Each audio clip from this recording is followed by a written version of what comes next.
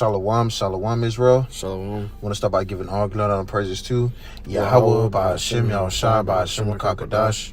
I'm the brother, I'm a one, and next to me, I'm the brother. We coming from you from down in Tampa Bay, Florida, from the Cameron province in Babylon. Come with another quick hit to the spirit prayer by YAHAWASHI. Lord wanted to edify 50 sheep. Their bonds to the elders and apostles, great millstone, who teach you well. Peace and blessings to the brothers and pushing this work into the sincerity, to the scattered abroad. All right, we want to go into these nuclear missiles tonight, man. All right, because here you have it. The brother had a little article going into the U.S. government map shows areas most at risk of being targeted in nuclear war. All right, so we come into a time where things are about to get spiced up, man, due to all this World War III talk, man. All right, so we're in these times, man, when these devils get ready to push that red button. All right, it's gonna be the last of things being spoke on, because that's gonna be the time when all hell gonna break loose, man.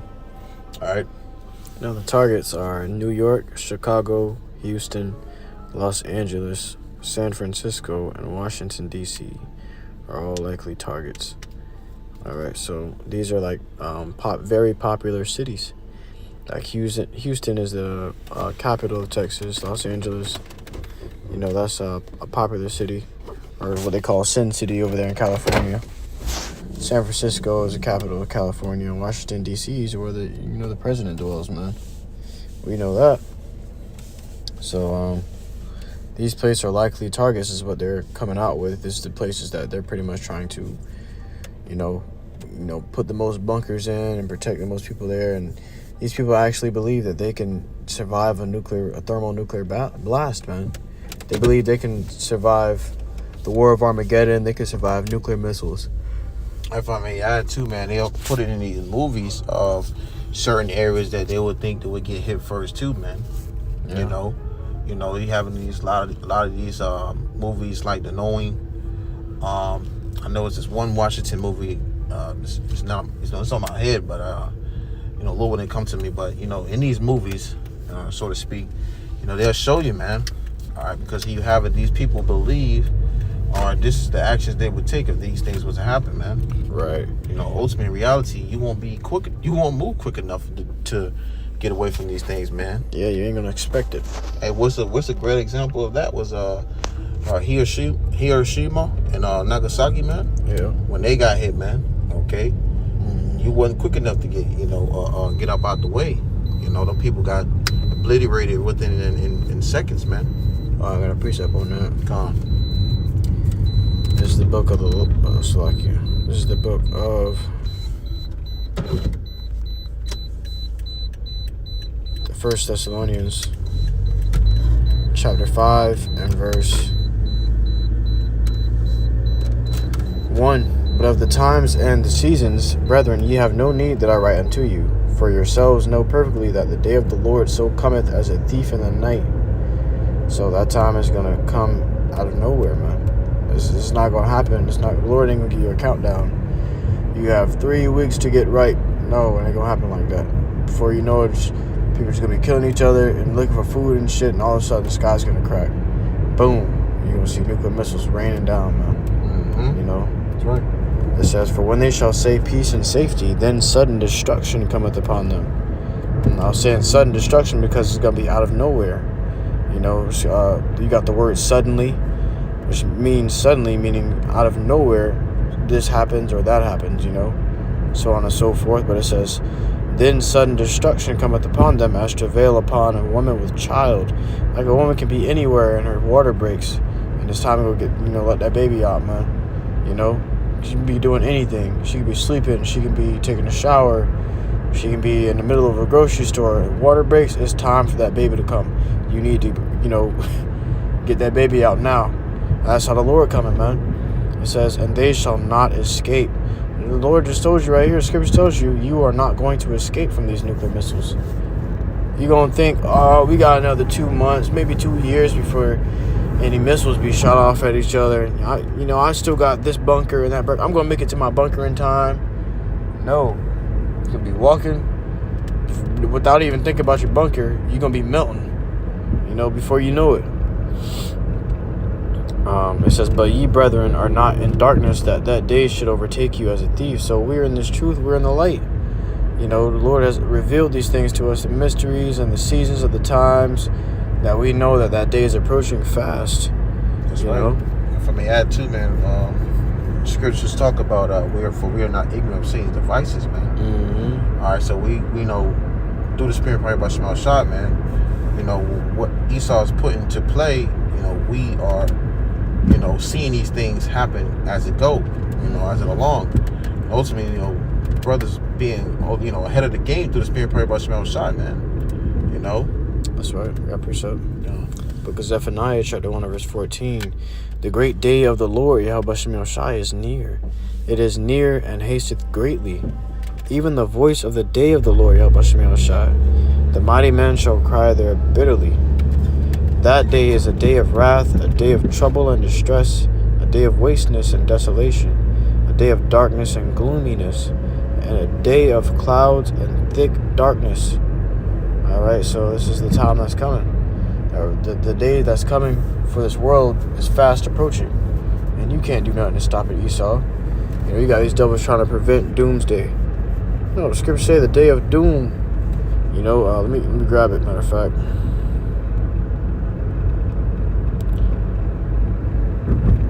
scripture says in 2nd Ezra chapter 7 verse 43, but the day of doom shall be the end of this time, and the beginning of the immortality for to come, wherein corruption is past. So that day is a day of doom, man. The scripture says it. You know, you're going to be doomed. There ain't going to be shit you can do. It's like being damned. It's like being cursed to hellfire. The scripture talks about the curse. Zechariah. We grab it. In the book of Zechariah, chapter 5 and verse 3, then said he unto me, this is the curse that goeth forth over the face of the whole earth. It says, for everyone that stealeth... Oh, Salakia. Salakia, that's the wrong one. I believe it was plague. It says in the book of Zechariah, chapter 14 and verse 12, and this shall be the plague wherewith the Lord YAHAWASHI will smite all the people that have fought against Jerusalem. Their flesh shall consume away. That's the spirit, you know. I had that. That's the spirit. You bring it up, I'm sure. Zechariah chapter 14 verse 12. It says, and this shall be the plague wherewith the Lord YAHAWASHI will smite all smite all the people that have fought against Jerusalem. Like, so everyone that has played a part in, you know, afflicting Jake, man, you know, in captivity in our people, man, you know, you're gonna catch this judgment. All right, it says their flesh shall consume away while they stand. While they stand upon their feet, sure. And their eyes shall consume away in their holes, and their tongue shall consume away in their mouth. So that's going to be an effect from those nuclear missiles, man. Right. All right, just like you see in that movie, for an example, Terminator 2, man. All right, Terminator 2 was Sarah Connor, where she was holding onto the fence. All right, she, you know, got obliterated, man, from that fire. Well, a lot of these people who have touched the apple of the Lord's eye are going to feel that same effect, man. All right, but on a greater level. All right. Precept. Book of 2nd Ezra, chapter 16, verse 13 reads, for strong is his right hand that bendeth the bow. His arrows that he shooteth are sharp. And his arrows are going into the nuclear missiles. The bow is the silos that they come from. His arrows that he shooteth are sharp and shall not miss. So they speaking of targets, you know. New York, Chicago, Houston, Los Angeles, San Francisco, and Washington, D.C. You know, the scripture says arrows are not going to miss their targets. You know, and it's not just those places that it's going to hit. It's going to hit the entire land of Babylon and utterly annihilate this place off the face of the earth. And it's not going to miss. It's not going to fall off into the ocean. You know, if a nuclear missile does hit the water, it's to cause a tsunami and cause greater death, man. You know, great death and destruction. You know? If I may add to, man, if a nuclear missile, you know, hit ground zero or even hit the water, man, not only is it going to cause that type of effect, but, you know, everything around is going to accumulate to being evaporated too, man. It says, His arrows that he shooteth are sharp, and shall not miss when they begin to be shot into the ends of the world. These are weapons of destruction. Great death and destruction. The scripture calls them the waster, to destroy. They were created to destroy, man. So whatever they hit, best believe they're going to cover a huge radius of destruction. Precept. You got it? Yeah. Book of Revelation, chapter 6 and verse 13. And the stars of heaven fell unto the earth. The stars of heaven is an analogy for nuclear missiles falling into the earth. Back then, you didn't have the word nuclear missiles. You didn't have the word missiles. You know, you just had stars. You had the word stars, and the prophet's trying to describe it to the best of their ability. You know, John the Revelator trying to describe it to the best of his ability. You know, it looked like stars falling from heaven. You know, because that's how they were coming down, and it was it's gonna be dark in that day. So it says, and the stars of heaven fell into the earth, even as a fig tree casteth her untimely figs, when she is shaken of a mighty wind. You know, when you got figs dropping from a fig tree and they hit the dirt or hit the ground, they make a loud thud. It's like doop doop doop doop. I got a scripture might come to that. Come on, Isaiah chapter 34. let me finish this real quick. Select you. Come on, you got it. And the heaven departed as a scroll when it is rolled together, and every mountain and island were moved out of their places. There you go. Yeah, you pretty much got it, man. But it's a spirit, because the scripture like unto it is Isaiah 34, verse 4. If you want to grab it. 34 and verse 4. Yep, Isaiah 34, verse 4, I believe. Because it goes into a similar description, man. You know. Oh wow. Gone. As Isaiah 34 and verse 4 says, and all the host of heaven shall be dissolved. And so what? You got the armies that's going to be trying to come up against the Lord YAHAWASHI. They're going to be dissolved away. It says, and the heavens shall be rolled together as a scroll, because when you get nuclear missiles hit the ground and form a mushroom cloud, it's like a scroll rolling together or unrolling, man. It says, and all their hosts shall fall down as a leaf falleth off from the vine, and as a falling fig from the fig tree. Right. So just like the nuclear missiles, man, hitting ground zeros is going like the brother described earlier. Like the fig getting a strong wind, man. You know, those like an apple, for example, like an apple falling from a tree, man. You know, when it hits the ground, it's gonna make a loud thumping sound. Well, that's exactly what's gonna happen when these nuclear missiles hit hit ground zero, man. Causing earthquakes, causing all kinds of destruction. You grab that 2 Peter chapter 3 verse 10. This book of 2 Peter, chapter 3 and verse 10. But the day of the Lord will come as a thief in the night, unexpectedly, man. It says, in the which the heavens shall pass away with a great noise, and the elements shall melt with fervent heat. Got a bunny? Wild bunny in the road, man. God, got it. It says, and the elements shall melt with fervent heat. The earth also and the works that are therein shall be burned up. Right, so that destruction from those nuclear missiles is going to pretty much devour what's going to be in its way, man. Okay? And as you can see, America's been built up, off of rape, robbery, murder, all kinds of things, man. Well, guess what? All this has been built up on this side going to melt, man. Through that thermal nuclear missile. Fire and flames, man. That's right. That was it on that. Okay. You close it out with Malachi 4:1.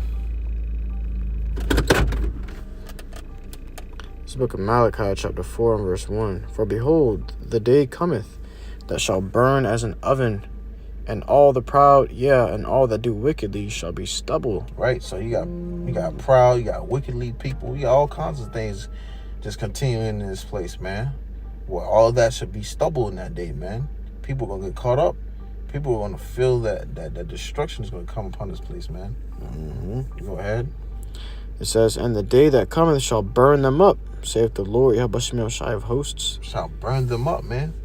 All right, these people have no clue what's to come, man. They don't know what's set up for their, their life, man. Right now, everybody thinking they're living their, living their best life. Yeah, living their best life, living it every day. Hey, man, you're gonna get a rude awakening. Right, you're gonna find out real soon. It says that it shall leave them neither root nor branch. That's right. So we're gonna get down to the nitty gritty, man. Ain't gonna be nothing left. Like a tree, man. Hey, Lord gonna get all up in the roots, man. Yeah. Everything gonna get burnt up all the way down to the last little bit. Me and the brother, Amon was just talking about how, the guy cut our yard so damn good that it look like the grass ain't growing no more, man. The grass ain't growing back up. We said, damn, he cut that bitch up to the dirt, ain't it? Well, that's how the Lord gonna do Babylon, man. When you wicked doers, man, it says he's gonna leave you neither root nor branch. Babylon ain't gonna be fruitful no more. You ain't gonna see grass grow here. You ain't gonna see nothing else grow here in this place when the Lord burns this place up, man. That's right. I got a precept to close it out, so like you. Can the Spirit. Sounds good. This is the book of Ecclesiastes, chapter 5, verse 7. Make no tarrying to turn to the Lord, YAHAWASHI, and put not off from day to day. So, this is the reason why you wouldn't want to put off from day to day, man. All right, or make any tarrying to turn to the Lord, because why? He got this destruction is going to come upon his place, man. Read on, it says, for suddenly shall the wrath of the Lord YAHAWASHI come forth, man. And that's a part of the Lord's wrath, man. It says, in thy security, when you think you're safe, you're good, you're living your best life, thou shalt be destroyed. You're going to get caught up in the destruction that's going to come upon this place, and along with everything else, man. It says, and perish in the day of vengeance, man. If you don't want to be in that circumstance, serve the Lord, man, or seek the Lord, man. Okay, why he be found, why he may be found, right? That's right. All right, why he's near, man. Now, how do you do that? By going out to hear these lessons, man. All right, if you come across these lessons, all right, or you hear the men out there on the highways and hedges, take heed, man. Yeah, hear and do. As the scripture say, don't be hearers of the word only, but doers also. You hear this word, now you got to go out there and do the word. It ain't just about just chilling and letting life pass you by. We got a job to do, man. The Lord say, harvest is plenty, but the laborers are few. So we need more laborers in this thing, man, so we can get out of here faster. That's right. But anything else you want to add? That was it on that. All right, well, we truly hope this lesson was edifying to you, Akim and Agwa, to listen to truth and sincerity. So next semester, we want to give all glory, honor, praises unto Yahawah, BAHASHAM, YAHAWASHI, BAHASHAM, QADASH. So next semester, we do say, Shalom.